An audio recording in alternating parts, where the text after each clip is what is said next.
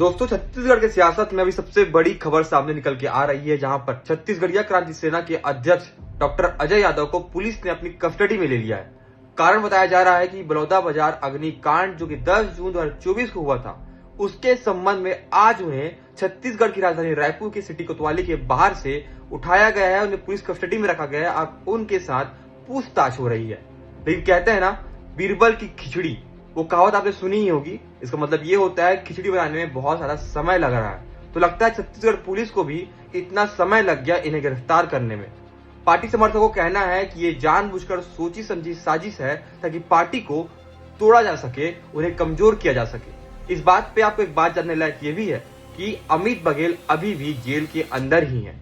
उनके विवादित बयान के कारण और अब इनके पार्टी के प्रमुख नेता डॉक्टर अजय यादव भी पुलिस कस्टडी में है। अब देखना यह है कि इनके साथ क्या होता है। बाकी इस पूरी घटना पे आपकी क्या राय है, आप बता सकते हैं कमेंट बॉक्स में।